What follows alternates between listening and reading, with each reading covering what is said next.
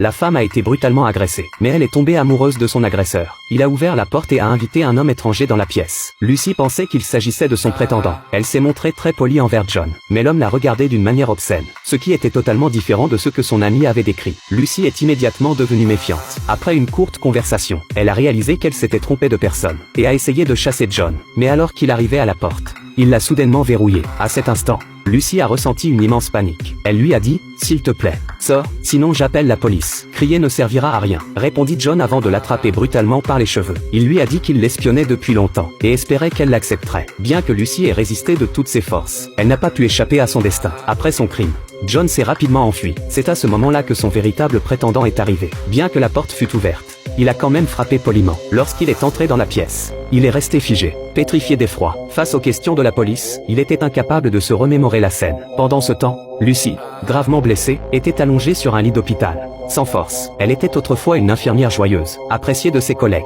Son plus grand rêve était de surmonter les difficultés et de devenir chirurgienne. Mais à son âge, Lucy était toujours célibataire, ce qui inquiétait ses amis, qui lui avaient donc arrangé un rendez-vous. Bien que son corps ne présente pas de graves séquelles, son esprit, lui, était en souffrance. Son regard était vide, dénué d'émotion. En fouillant dans ses souvenirs, elle a finalement reconnu l'identité de John. La police est intervenue à temps pour empêcher sa fuite, et l'a rapidement arrêté. Mais cela ne suffisait pas à apaiser Lucy, toujours hantée par son traumatisme. Même son propre père suscitait en elle une méfiance instinctive. De retour dans la maison familiale, son père tremblait en tenant ses mains. Lucy avait prévu de vendre la maison, pour en acheter une nouvelle. Mais avant son déménagement, elle avait été agressée par John. L'incident ayant eu lieu dans la maison, personne ne voulait l'acheter. Lucy, malgré sa douleur, n'avait d'autre choix que d'y rester. Elle était constamment abattue, jusqu'à craindre même le petit chien de son père. Son père, attristé par son état, prenait soin d'elle et s'occupait des tâches ménagères, espérant qu'elle se rétablisse rapidement. Lucy a repris son travail, mais elle ne ressentait plus aucun intérêt, en raison de son traumatisme sévère. Ses mains ne cessaient de trembler. Désespérée, elle s'est affaissée sur le canapé, pour l'aider à surmonter cette épreuve.